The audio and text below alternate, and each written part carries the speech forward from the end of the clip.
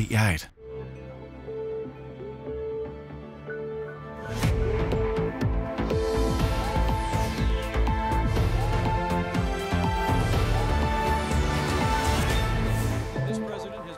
Back excessive regulations and unfair trade practices. Ja, det her det er direkte billeder fra Det Hvide Hus i Washington. Hele verden venter i spænding på et pressemøde med USA's præsident Donald Trump. Her ser vi vicepræsident Mike Pence, og det er altså et pressemøde, hvor Donald Trump han vil meddele, om USA trækker sig ud af den globale klimaaftale.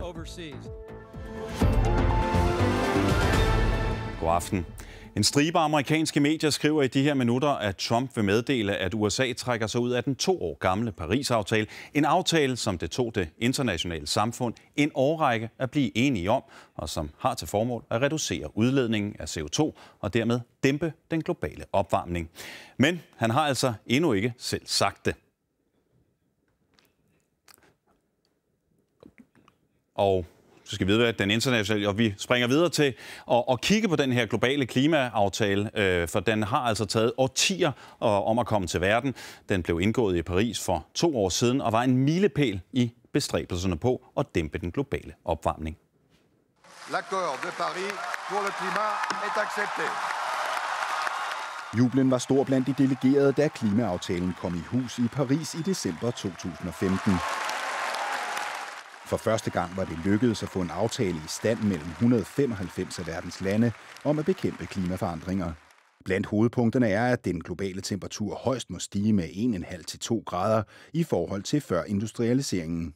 At udledningen af drivhusgasser mellem år 2050 og år 2100 begrænses til et niveau, som træer, jord og have naturligt kan optage. Og at rige lande skal give fattige lande økonomisk hjælp, så de kan tilpasse sig klimaforandringer og bruge grøn teknologi. Paris-aftalen kom på plads efter en række mislykkede forsøg på at nå til enighed om at takle de globale klimaforandringer, som eksempelvis i den såkaldte COP15-konference i København i 2009. Helt centralt for Paris-aftalens succes var, at både Kina og USA bakkede op om den. The two largest economies in the world and the two largest carbon emitters. We have both determined that it is our responsibility to take action. I modsætning til Barack Obama har Donald Trump flere gange udtrykt skepsis over for både klimaforandringer og Paris-aftalen. We're going to cancel billions in payments to the United Nations climate change programs and use the money to fix America's water and environmental infrastructure. Donald Trumps udmeldinger om klimaaftalen har vakt bekymring i EU. The Paris Agreement is a successful multilateral partnership between countries across the world to address a common challenge that threatens the entire planet. Men både EU og Kina, verdens største udleder af drivhusgasser, lover at bakke op om klimaaftalen. 言必信，信必果。在应对气候变化问题上，这是全世界的呼声。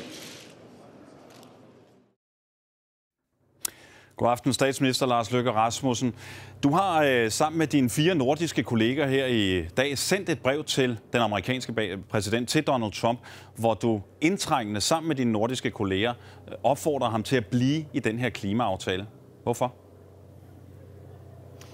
Fordi vi har brug for amerikansk lederskab. Altså, vi skylder jo vores børn og den næste generation, at vi passer på vores jord. Og det var også det budskab, jeg gav Donald Trump personligt, da jeg mødte ham i Det Hvide Hus i februar, hvor jeg også fortalte ham om det danske eksempel, som jo er et eksempel på, at vi har dekoblet CO2-emissioner fra økonomisk vækst. Vi er et levende eksempel på, at der også er god forretning i det her. Og det troede jeg og håber jeg fortsat på, at et argument, der trænger ind hos Donald Trump. Hans egne tal, altså de amerikanske myndigheders tal, viser, at der kunne skabe 600.000 arbejdspladser i en amerikansk vindmølleindustri. Og der er et direkte sammenfald mellem rustbæltet og vindbæltet i USA. Så hvis Donald Trump trækker sig ud af Paris-aftalen, så vil det være til skade for den næste generation, men det vil egentlig også være til skade for amerikansk økonomi. Lars Løkke Rasmussen, du ved om nogen, hvor svært det har været at få banket den her Paris-aftale på plads. Du stod selv i spidsen for et klimatopmøde i København tilbage i 2009. Hvad kommer det til at betyde for klimaaftalen, hvis, og jeg siger udtrykkeligt, hvis USA træder ud af den? Ja, det kommer til at sende et dårligt signal, fordi vi kæmpede jo i København i 2009. Obama spillede en stor konstruktiv rolle. Vi kom ikke helt i mål. Verden var ikke klar til det, men vi lagde faktisk grundarkitekturen til det, der så kom på plads i Paris. Og derfor vil det selvfølgelig være meget, meget bedrøveligt, hvis USA trækker sig ud. Der er jo så et varsel, så det er jo ikke noget, USA bare kan gøre fra den ene dag til den anden. Hvis det sker, så skal vi andre jo kæmpe videre. Og så skal jeg jo sætte min lid til, at Amerika er mere end Donald Trump. Altså, der er stater som Californien og Texas og Massachusetts, bare for at nævne nogen, hvor man er i fuld gang med en grøn omstilling, og hvor dansk erhvervsliv altså eksporterer for millioner og milliarder af kroner. Så altså, det kan godt være, at Amerikas præsident hævdes at være verdens mægtigste mand, men heller ikke han kan stoppe den her grønne omstilling. Dertil er USA heldigvis for decentralt et land. Lars Løkke Rasmussen, tusind tak, fordi du var med her i aften. Og så springer vi direkte til Washington til Johannes Langkilde, der jo altså følger det her pressemøde. Johannes, hvad er det for et spil, der er gået forud for den melding, som vi jo alle sammen venter på her til aften? Hvad er det for nogle overvejelser, Donald Trump han har været igennem? Jeg vil hellere starte med at sige, at lige nu, i disse sekunder, siger Donald Trump nede i Rosenhaven i Det Hvide Hus, at USA trækker sig ud af Paris-aftalen. Det er de ord, han har sagt senest i den tale, han begyndte på for cirka 5 minutter siden, hvor han indledte med at tale om det, han kalder et terrorangreb i Manila, hvor han fortsatte med at sige, at han har til intention at følge alle sine valgløfter, og det har han i øvrigt gjort, hævder han, og for at leve op til sine valgløfter, så trækker USA sig ud af Paris-aftalen. Så dermed så står det altså klart nu, at USA trækker sig ud. Præcis hvordan det vil foregå rent praktisk, det ved vi ikke endnu, fordi Donald Trump taler som sagt stadigvæk, og det er noget, der er sagt lige nu. Men det står klart, at USA trækker sig ud. Johannes, det er jo et meget dramatisk skridt, det her. Er det noget, den amerikanske præsident, altså Donald Trump, er det noget, han selv bare kan beslutte, uden indblanding fra kongressen eller fra andre? Ja, det kan han i og for sig godt, fordi da præsident Barack Obama indgik aftalen på USA's vegne, der gjorde han det som en såkaldt præsidentiel aftale. Det vil sige, at den kan Donald Trump annullere på samme måde, som den blev indgået. Han kan også vælge at sende den her sag i senatet eller i kongressen. Det er der ikke noget, der tyder på, at han har tænkt sig at gøre på nuværende tidspunkt, men det var også en mulighed. Men ja, Donald Trump kan godt trække USA ud af den her aftale. Det kommer til at tage noget tid. Reglerne i Paris-aftalen er, at et land kan trække sig ud 3 år efter den trådte i kraft. Det gjorde den i november 2016, og derefter så skal der være et års notitsperiode. Det vil sige, at vi kommer frem til november 2020, altså der, hvor der skal være et præsidentvalg, og hvor USA teoretisk set kan være på vej til at indsætte en ny præsident, før USA rent faktisk kan være ude. Johannes, som jeg forstår det, så har Donald Trump også lige sagt, at han jo altså melder USA ud af den aftale, som den ligger, men han siger samtidig, at han vil forsøge at få en bedre aftale. Og det er jo også i tråd med de valgløfter, som Donald Trump gav tilbage i valgkampen i efteråret sidste år, at han vil forsøge at lave bedre aftaler på amerikanernes vegne. Er det overhovedet realistisk set med dine øjne? Der skal man være større klimaekspert, end jeg er, men der er ingen tvivl om, at Donald Trump agter at genforhandle, og han agter at genforhandle mange aftaler.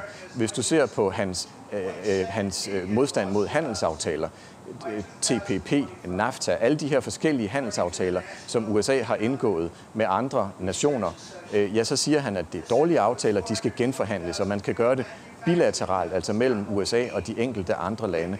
Og det er tilsyneladende også det, han agter at gøre i forhold til Paris-aftalen. Præcis hvordan han har tænkt sig at gøre det, det må stå hen i det uvisse, fordi det er jo ikke nogen hemmelighed, at det var ret besværligt overhovedet at nå frem til aftalen i Paris mellem de her 195 lande.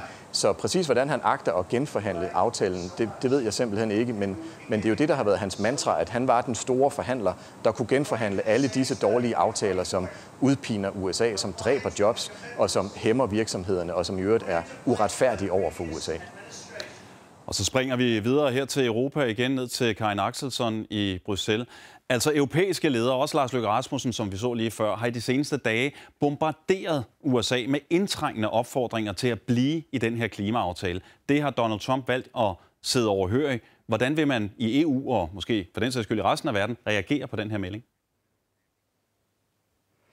Med meget, meget stor skuffelse, det er der ingen tvivl om. Ikke overraskelse, for ja, det er jo det, manden har truet med hele tiden. Og ja, man har gjort adskillige forsøg på at overtale ham forgæves. Så derfor vil der være stor skuffelse over, at han nu endelig gør alvor af sine ord.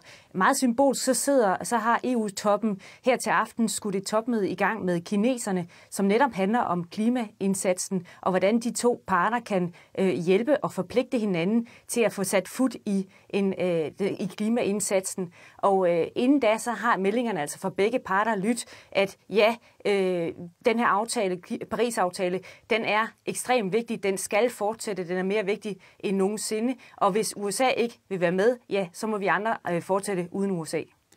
Karin, kan man allerede nu sige noget om, hvad det her amerikanske farvel til Paris-aftalen, hvad det kommer til at betyde for aftalens fremtid? Paris-aftalen, den vil jo bestå, uanset om USA trækker sig, men det er jo klart, at det vil have konsekvenser, og ikke bare fordi USA er den anden største udleder af CO2, men også fordi USA skulle levere en masse penge ind til ulandenes klimaindsats. Penge, som vi må formode, så ikke kommer nu. Og derfor, så kan man sige kort sagt, det så i forvejen svært ud at nå målene i Paris-aftalen. Nu når USA trækker sig ud af aftalen, ja, så ser det bestemt ikke nemmere ud. Og vi følger naturligvis den her historie meget tæt i løbet af aftenen. Det gør vi på vores hjemmeside på dr.dk. Du skal overholde loven, når du laver lovgivning. Har du gjort det? Ja, det har jeg. Udlændingeminister Inger Støjberg var under hårdt pres i et 5 timer langt samråd i dag. Spørgsmålet var, om hun handlede bevidst ulovligt, da hun sidste år besluttede at tvangsadskille asylpar.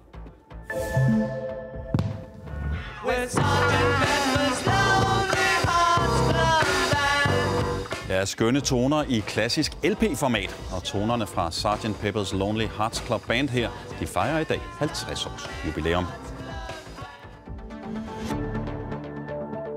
Her kort før udsendelsen gik i gang, er der kommet meldinger om, at et casino og hotel i Filippinernes hovedstad Manila har været udsat for et muligt angreb. Politi, brandfolk og ambulancer er nu massivt til stede ved det kombinerede casino og ferieresort, der ligger klods op af Manilas internationale lufthavn. Flere øjenvidner de fortæller, at de har hørt et højt brag og også mulige skud.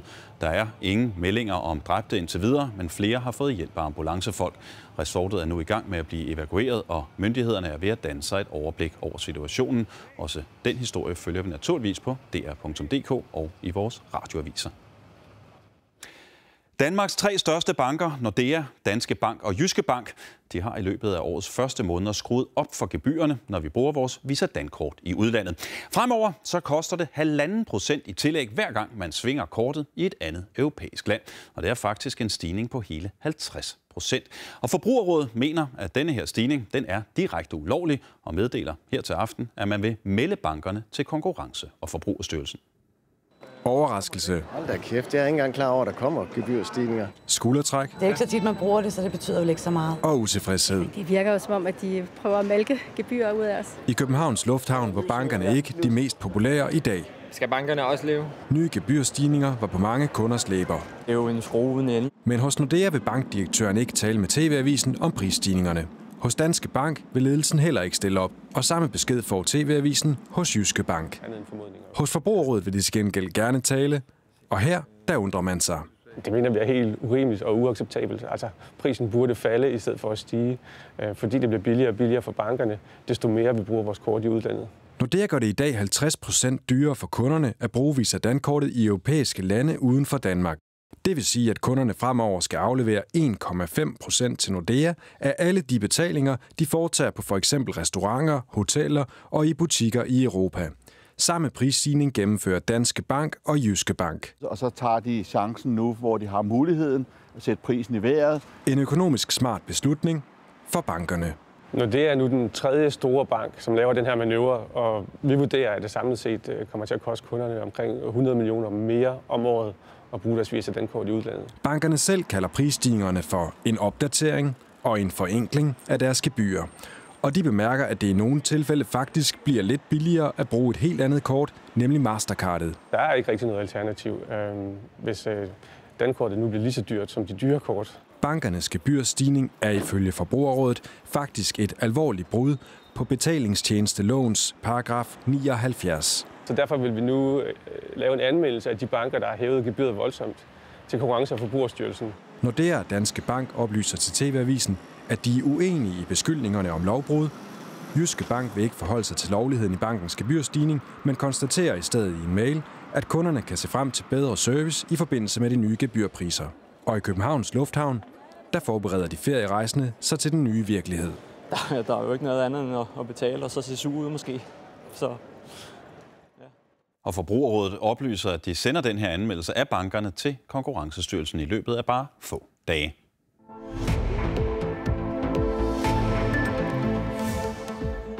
Vidste udlændingeminister Inger Støjberg, hun traf en direkte ulovlig beslutning, da hun i februar sidste år slog fast, at unge ægtepar på asylcentre, de skulle tvangsadskilles. Det var det store spørgsmål på dagens samråd på Christiansborg. Hele sagen den begyndte i februar 2016, da Inger Støjberg udsendte en pressemeddelelse om at adskille alle asylpar, hvor den ene part var under 18 år. Allerede måneden efter, i marts 2016, der gik Folketingets ombudsmand så ind i sagen, da et par havde klaget over praksisen.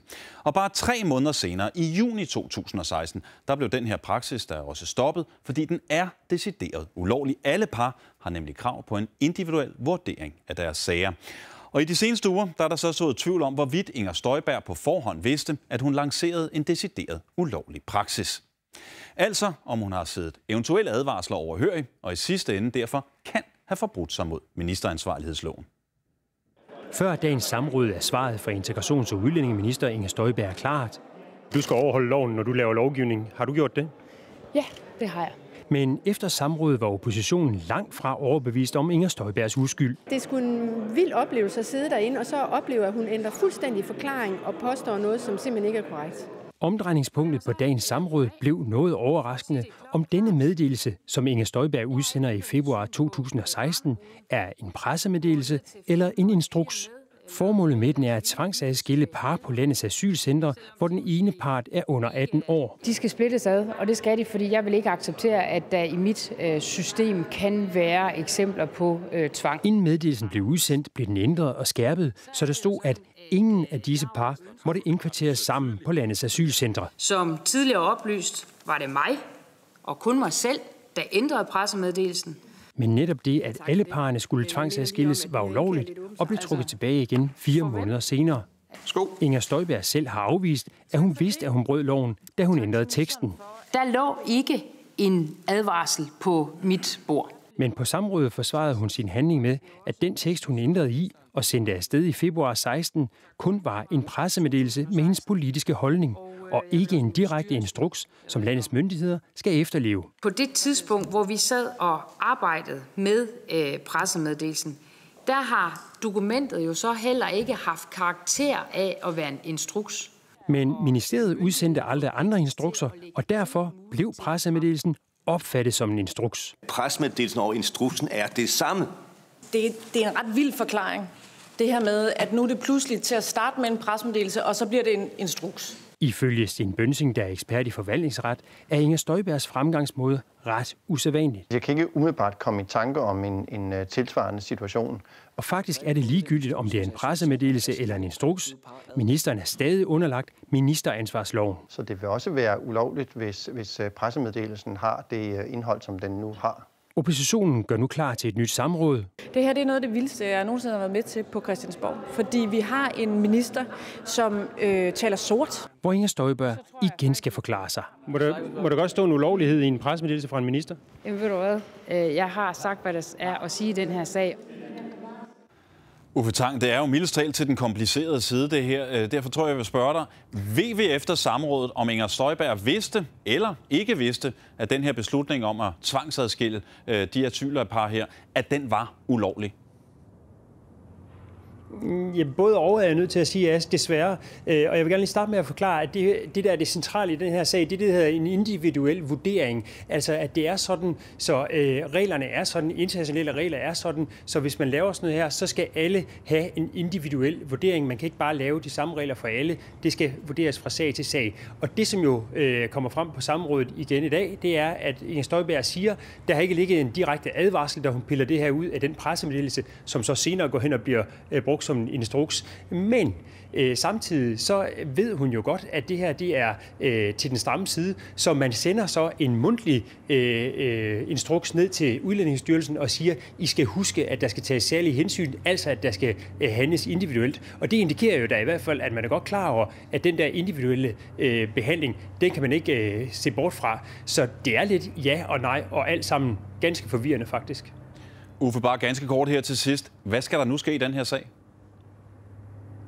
Ja, nu går oppositionen hjem og samler krudt til at skyde en kanon af endnu en gang. De har masser af spørgsmål, de vil stille igen skriftligt, og der kommer flere samråd i den her sag. Det, der skal huskes og siges også, det er, at Dansk Folkeparti har foreløbig tænkt sig at holde hånden over ministeren, og det tror jeg jo, at de vil gøre hele vejen igennem, så hendes taburet, den ser ganske sikker ud nu. Det her, det er et stykke kulturhistorie, en milepæl af en plade. Og lige præcis i dag, der fejrer Sgt. Pepper's Lonely Hearts Club Band med The Beatles 50 års jubilæum. Og det er altså et jubilæum, der har sat sig dybe spor i pop- og rockhistorien, og som ikke mindst har inspireret et utal af kunstnere, også her i Danmark. Der er ikke så meget Sgt. Peppers over det her. Og det er overhovedet ikke et berømt Beatles-nummer. Men dem, der spiller, er fra samme tid og har en del til fælles og til overs for det engelske album. Vi elsker den plade, selvfølgelig. Det er en milepæl i rockhistorie. Den sidste plade, jeg købte. Alt er tilladt, og op og ned og ud og ind, og det er bare så smukt og så flot. Sådan her lyder den originale udgave, som netop i dag fejrer 50 års jubilæum. Beatles var på det tidspunkt for længst blevet et af klodens største bands, og den engelske gruppe havde lagt verden ned, også Danmark i 1964. Der er der mange musikere, man hører, hvor man siger til sig selv, hey, de har da i hvert fald hørt Beatles, de der drenge, ikke? Altså på den gode måde, det vil jeg sige. Nå ja, jeg tror også, de præger det hele.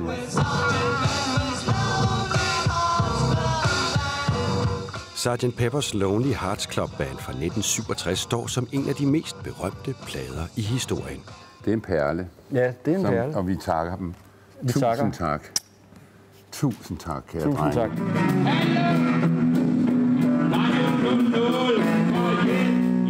Det danske rockband Steppeulvene har også fødselsdag nu. Der er jo ikke nogen, der regner med, at det vil blive til noget som helst. Jeg husker, da vi hørte den, der var ikke nogen mennesker, der vidste, hvem vi var. 300 mennesker i København var vilde med os, men resten anede ikke, hvem vi var.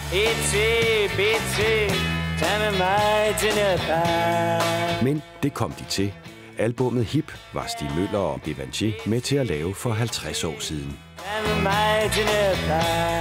Det var ligesom, proppen var taget af, ånden og røget ud af flasken. Nu kører vi. Altså lidt i den stil der.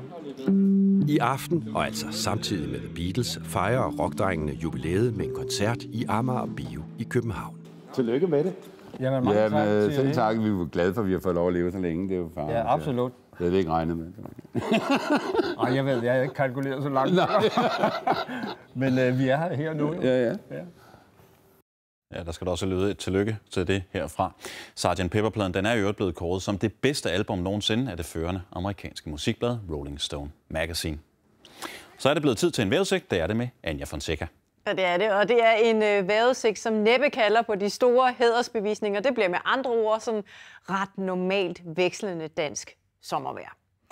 Og i dag, ja, så har det faktisk set ganske nydeligt ud. Der har været masser af solskin, men lige nu så begynder skyerne så småt at pakke sig ude vestpå. Det er de her skyer, som tykker mere til, som skal ind til os. Temperaturen den er omkring en 10-15 grader lige i øjeblikket.